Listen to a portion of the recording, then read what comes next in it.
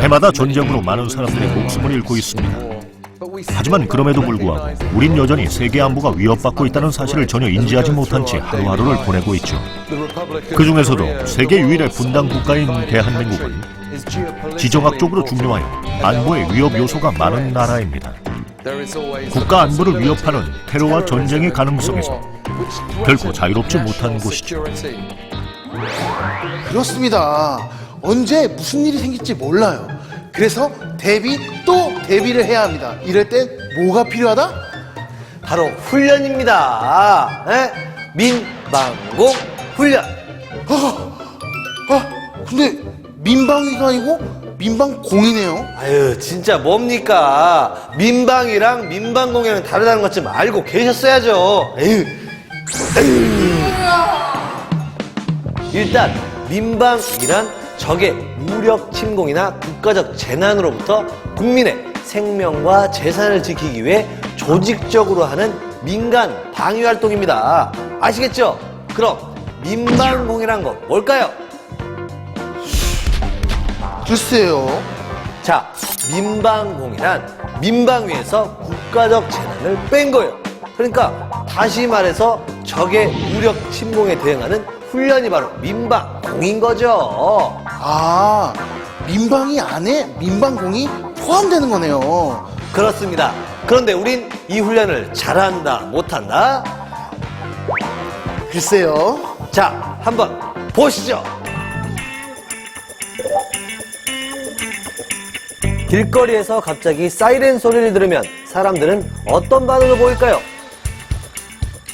현재 시간 우리나라 전역에 실제 공습 경보를 발령합니다. 느닷없는 경보음에 적잖이 당황하는 모습이죠. 잠시 상황을 파악하더니 금세 다시 일상으로 돌아갑니다. 시민들은 왜 아무런 반응을 하지 않은 걸까요? 무슨 일 일어났나 싶어서 시끄러웠어요. 다들 뭐 그렇게 신경 안 쓰는 분위기라서 대피 못했을 것 같아요. 끔찍할 수도 있겠죠. 사람들이 다 죽었겠죠. 여기서. 정말 부끄럽습니다. 이게 만약에 훈련이 아니고 실제였으면 우린 벌써 다 죽었겠네요. 원샷 올킬로 그냥 그렇습니다. 이러면 절대 안 된다는 거죠. 훈련은 무엇보다 자발적인 참여가 아주 중요합니다. 근데 경보음이 울리면은 뭘 해야 하더라? 그래서 오늘 핵심만 쪽쪽 쫙쫙 뽑아내서 정리를 싹 다 해드리도록 하겠습니다. 쪽집게 강의 기대하세요.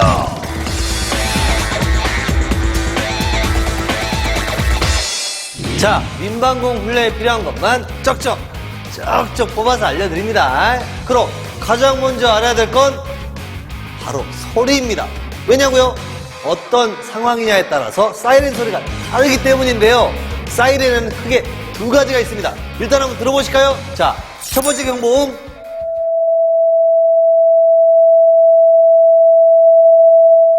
처음에 들려드린 소리는 그냥 쭉 이어졌죠. 일정하게. 그건 경계 경보음이에요. 저기 적군이 오고 있다. 준비하라. 이럴 때 울리는 거예요. 적의 공격이 예상될 때 마음 단단히 먹고 준비하라는 거죠. 자, 그럼 두 번째 경보음.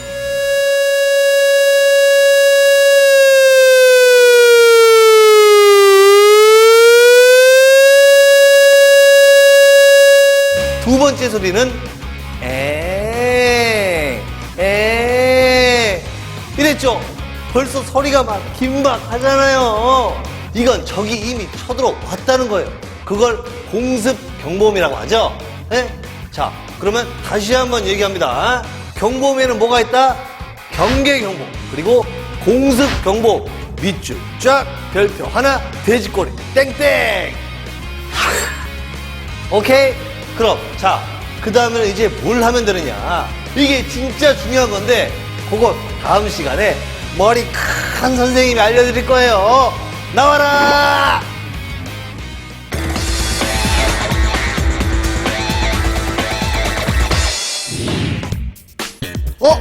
안녕하세요. 머리 큰 사람 나왔습니다.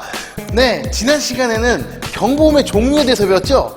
이번 시간에는 사이렌이 울렸을 때 어떻게 대피하느냐? 자, 핵심 정리 들어갑니다. 크게 세 가지가 있는데요.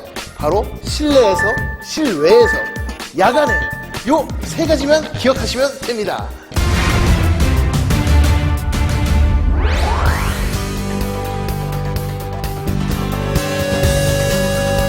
집에 있을 때 민방공 경보음이 울리면 전열계 코드를 모두 뽑고 폭발 우려가 있는 가스밸브는 완전히 잠가줍니다. 사람이 많은 공공시설에선 당황하지 말고 질서를 지키며 모두 안전한 지하 대피소로 이동합니다. 실내 대피 요령의 핵심은 뭐다? 폭발 위험을 최대한으로 줄이고 대피소로 이동한다. 최대로 줄이지 않으면 저처럼 폭탄머리 되는 거예요.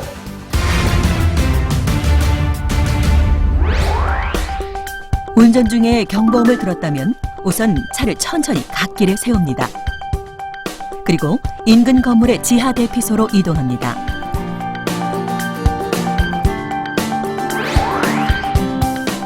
버스나 전철처럼 대중교통 이용 중에는 지하에 있는 역에 내리거나 지하 대피소로 이동합니다. 그리고 바깥 상황이 어떤지 뉴스를 들으며 그대로 기다리는 것이 바람직합니다. 자, 실외에 있을 때는 어떻게 한다고요? 인근 건물 지하로 대피하거나 지하 전철역, 지하 대피소로 간다는 거 절대 잊지 마세요.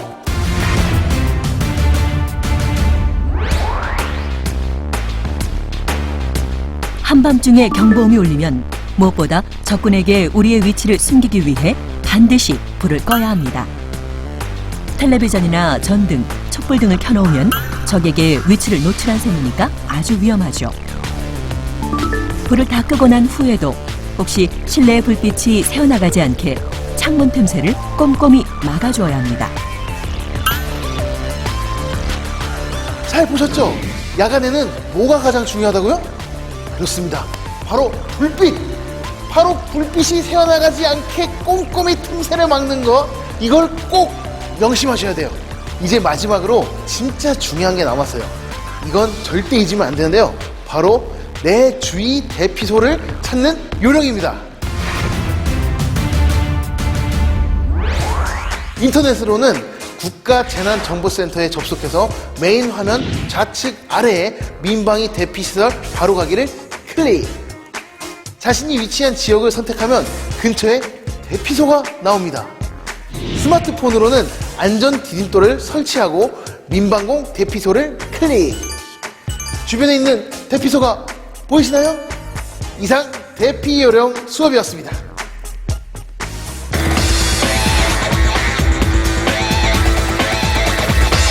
자, 이거 곳에 눈들이 많이 풀렸어요. 눈 떠! 근데 지금 이 시간을 가장 열심히 해야 한다는 거, 제가 중요한 핵심만 쩍쩍 뽑아서 알려드리겠습니다. 자, 모두들 집중! 이번 시간엔 민방공 훈련에서 마지막으로 남은 하나, 바로 핵 및 화생방 무기에 대해서 알려드리도록 하겠습니다. 복성 화학물질, 세균과 같은 생물학 무기, 방사성 물질에 의해 만들어진 무기들을 화생방 무기라고 하고, 여기에 핵폭탄을 추가해서 핵과 화생방 무기로 치러지는 전쟁을 영어로 어딨어? CBRN전이라고 합니다. 근데 이게 왜 중요하냐? 이 핵 및 화생방 무기는 총으로 겨냥해서 이렇게 빵 이렇게 쏘는 게 아니고 무차별하게 대량 인원을 살상하는 거기 때문에 굉장히 위험합니다. 자, 어떻게 하는지 볼까요? 소름 끼치도록 끔찍한 핵 및 화생 방전의 위협이 날이 갈수록 더해지고 있습니다. 그럼 실내를 한번 볼까요? 1945년 핵폭탄이 투하된 일본.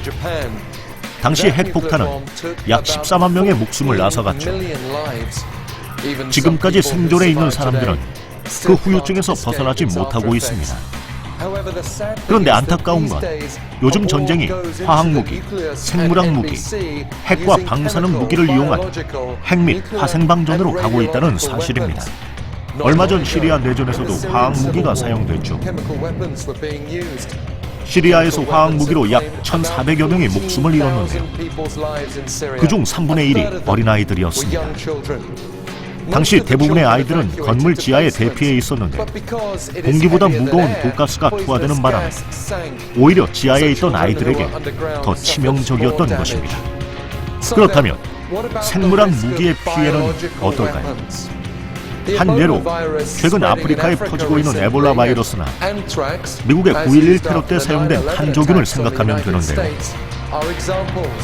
이러한 생물학 무기가 항공기에 탑재돼 어느 한 지점에 살포되면 삽시간에 수만 명을 사망시킬 수 있습니다. 바이러스나 세균에 의한 감염으로 이렇게 대량 살상을 하는 것이 바로 생물학 무기의 특징입니다. 그리고 방사능 무기는 쉽게 일본의 원전 폭발 사고로 인한 방사능 누출을 생각하면 되는데요. 방사능 누출로 인해 암과 조기 사망의 발생이 경고됐고 각종 동식물에게서는 기형이 나타났습니다. 이것이 바로 방사능 무기의 가장 무서운 점입니다. 이렇게 핵과 화생방 무기가 얼마나 무서운지 다들 아셨죠? 따라서 안전에 대비해야 한다는 걸 365일 24시간 이거 단 한순간도 잊어서는 안 되겠죠? 그렇다면 어떻게 대처해야 할까요? 실내에 있을 때 화학 공격을 받는다면 고층 건물에서는 냉난방 시스템을 끄고 승강기 운행을 중지해야 합니다. 공기보다 무거운 독가스를 피하기 위해 되도록 실내에 있되 밀폐된 높은 층으로 이동합니다. 공기를 통해 가스나 나쁜 오염물질이 들어오지 않도록 창문과 문은 밀폐합니다.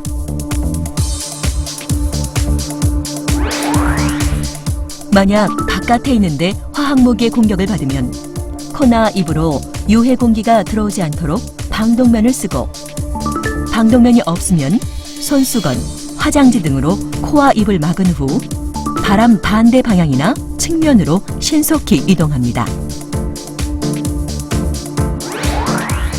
바이러스나 세균 등 생물학 무기에 의한 공격 시에는 무엇보다 위생이 중요한데요. 손을 자주 씻고 음식은 끓여 먹으며 해충에 주의하고 반드시 예방주사를 맞는 것이 필요합니다.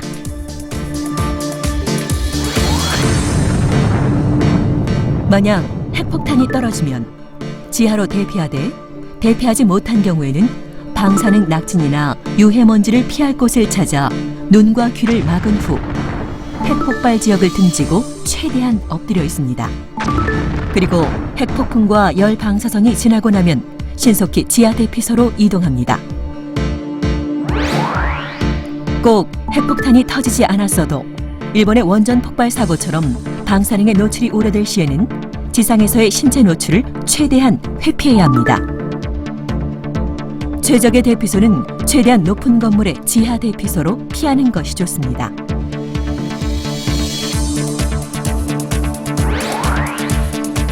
핵 공격이든 화생방전이든 일단 발생하면 가급적 실내에 머무르되 화학 공격을 받은 지역에서는 최소 2시간 동안 양호한 밀폐된 실내 대피소에서 핵 공격을 직접 받은 지역에서는 최소 2일 동안 지하 대피소에 머물러 있어야 합니다. 만약 지금 있는 곳이 위험한 지역이라면 신속히 오염 지역을 떠나야 합니다. 실내 또는 대피시설의 대피를 위해서는 외부 통신수단, 비상식수, 식량, 간이 화장시설, 밀폐물자를 준비해야 합니다. 자, 오늘 수업 잘 들으셨나요?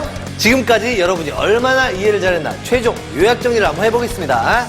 먼저 경보가 발령되면 일단 어디로 피한다? 지하실이나 인근 대피소로 대피한다. 그리고는 뭘 한다? 불빛이 새거나 가스 및 바이러스가 들어오지 않게끔 틈새를 꼼꼼하게 막는다. 그리고 또 뭘 한다? TV나 라디오 등을 청취하며 정부의 안내 지시에 따른다. 그렇습니다. 결국 대피요령에서 가장 중요한 건 빨리 대피소로 이동해야 된다는 거죠. 그리고 또 하나 진짜 중요한 게 있죠. 우리 모두가 평소에 민방공 훈련에 적극적으로 참여해야 된다는 거. 우리 모두가 스스로를 지키는 것이 가장 중요합니다. 자, 그럼 대한민국이 안전 강국이 되기를 바라며 오늘 수업은 여기서 끝! 안녕!